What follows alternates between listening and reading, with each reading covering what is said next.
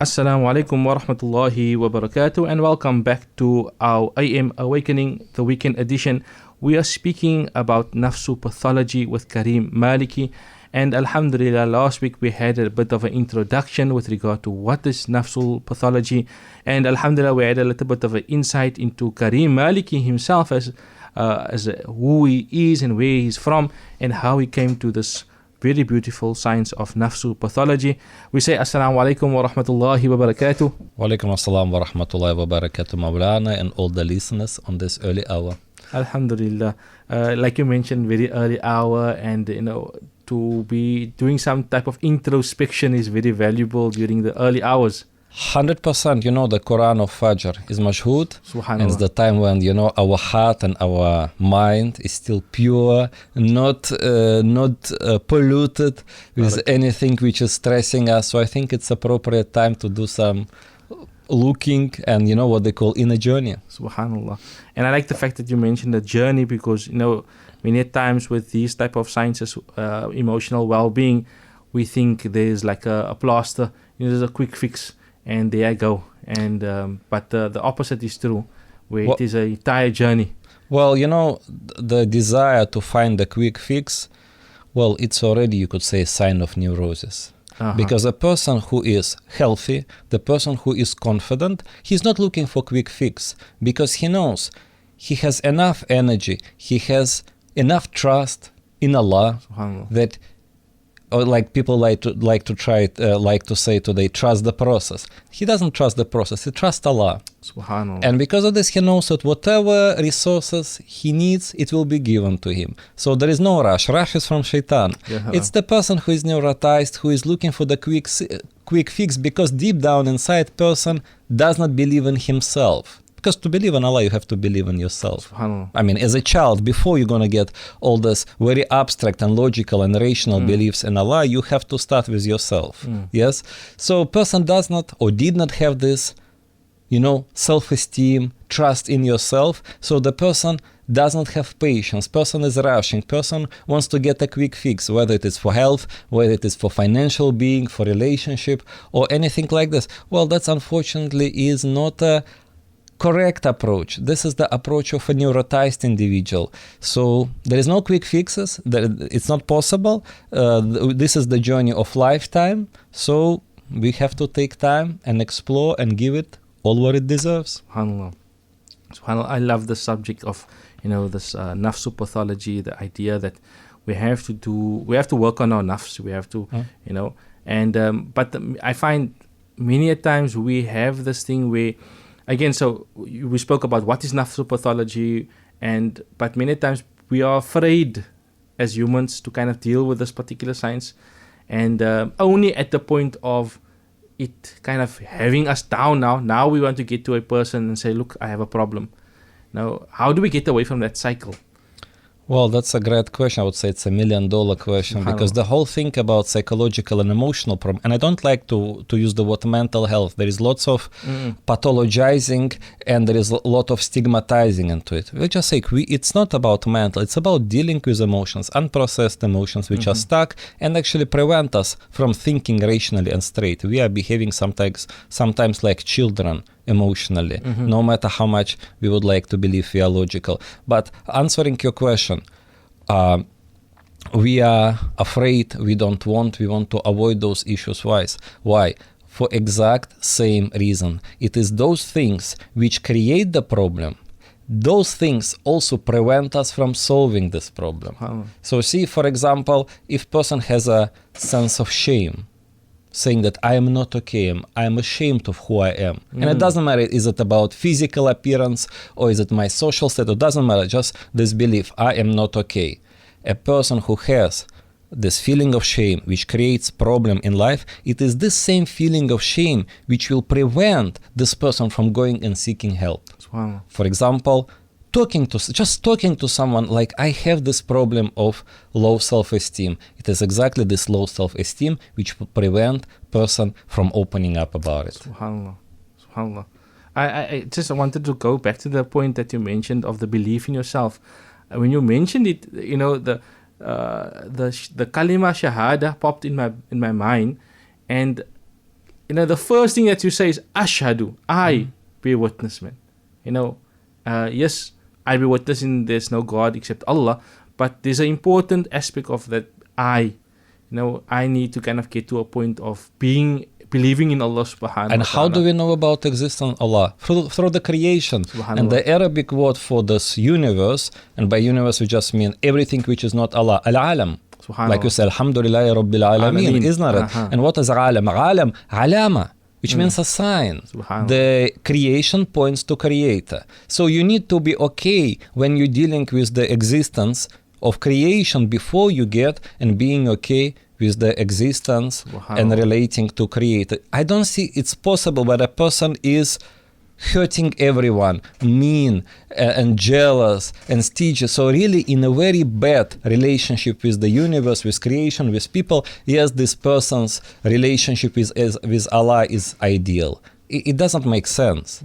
Like we know, man la yashkuru nasa la yashkuru Allah, who is not grateful to people is not grateful to Allah. How you see how person is dealing with people, we will understand and give us a glimpse what's inside the heart of this person. And the question is, how do we know how we're going to be dealing with people?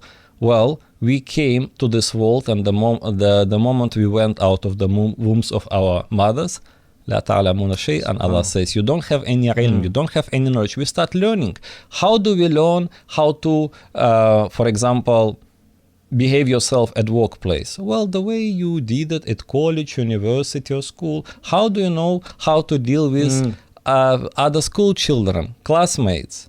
The way you dealt with the people in your very small community. And that goes back to family. So, in other words, it's unfortunate reality based on my practice is that the problems that we see are the problem is, I don't know, dealing with your boss or dealing with your spouse, with your friend, with your relative, with your neighbor. It's all going back to the very fragile state of ours in our childhood, where we had certain traumatic events happening and those traumas being replayed again and again and again in our time. Why? Because that trauma is asking us to resolve it.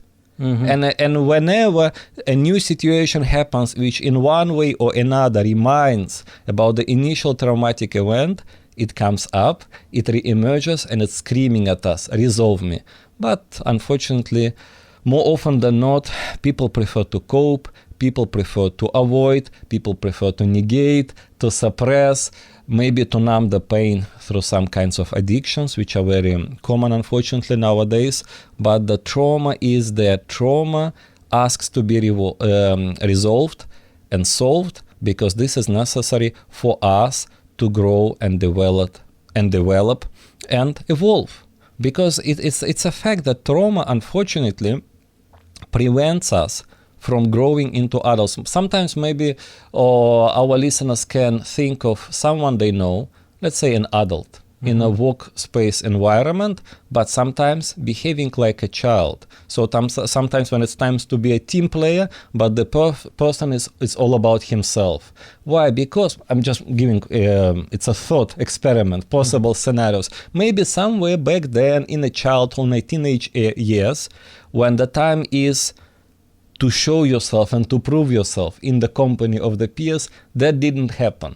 For whatever reason. And now person is already not in his 13, 15 years old, person in his maybe 50 years old, trying to prove to his colleague it's only him worthy of being listening and it's only him worthy of attention. So you see, traumas actually not only prevent us from being happy, and not only make us suffer from emotional problem, depression, anxiety, anger, and so on, they are actually prevent us from growing. So biologically, you can have a body of a 50 years old, but emotionally, psychologically, you are having a 15 years old teenager, unfortunately. Yes, I know.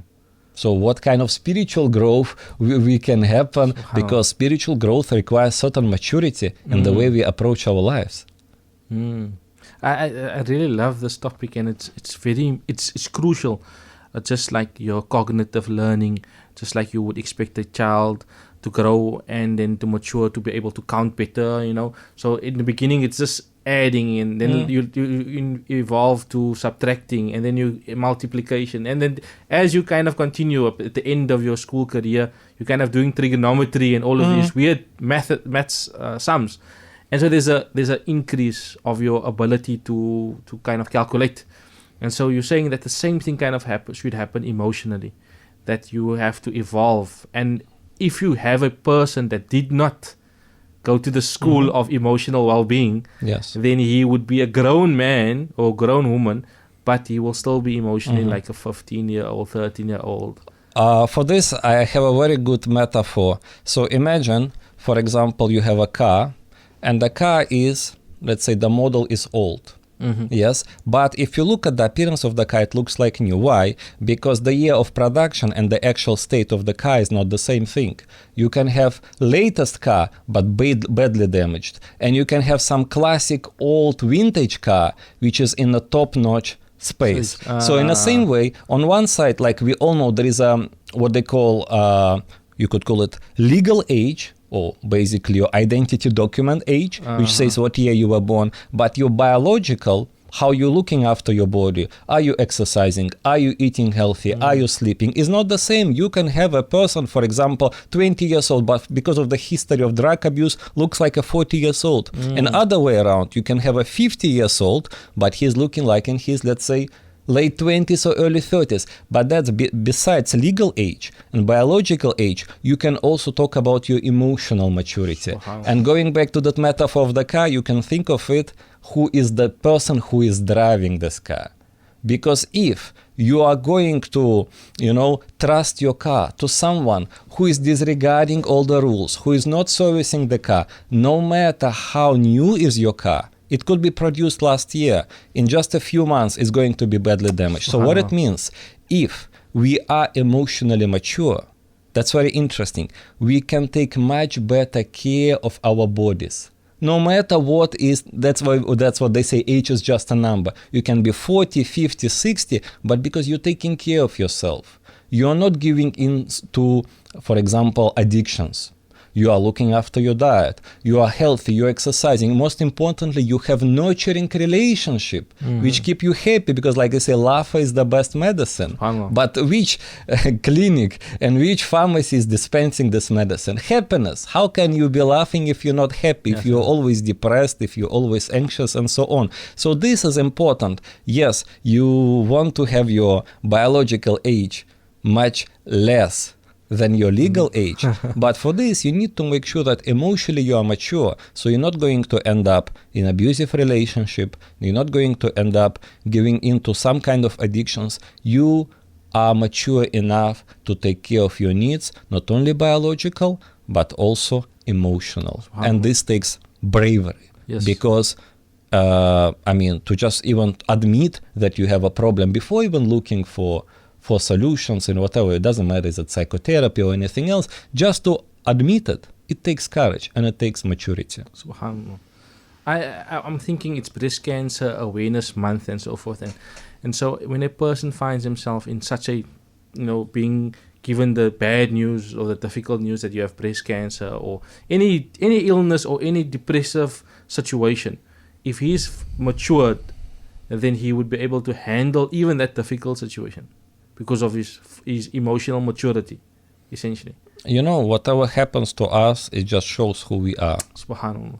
We can go through diseases. We can go through painful life situations. For example, someone passed away in a family, or painful breakup, or even just financial difficult loss of job, and so forth.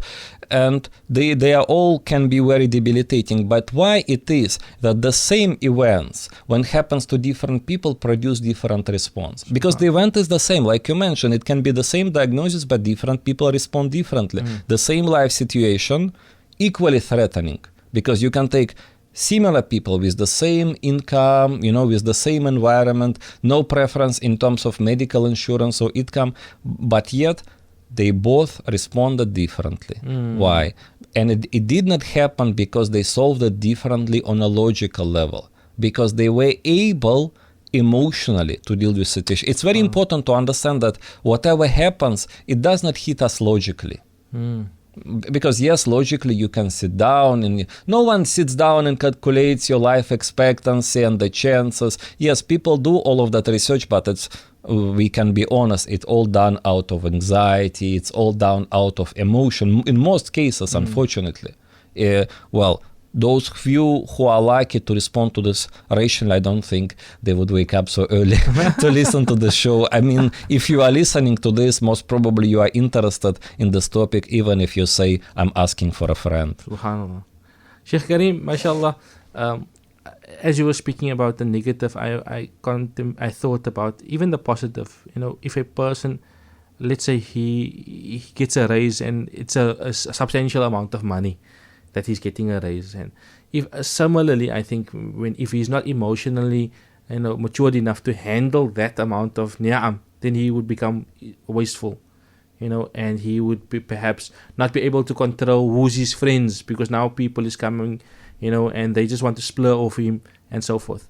And so even there, that the emotional well-being is so crucial. You can even take it to another level. How many people, those who won lotteries, actually went from this position of, let's say, being lower class, lower middle class, they went to the position of becoming an oligarch. Look, we all know about families, I don't know, Rockefellers and Rothschilds, whatever. We know the names of those families, which is truly generational wealth. But can anyone think of a family name who became rich because the founder of this rich dynasty won a lotto? Nothing comes to our mind. But in reality, I think they have done a research. They have seen something like 80 or 90% of people who go, from the poor to the riches through some kind of, inheritance, something unexpected. They go back to the square one.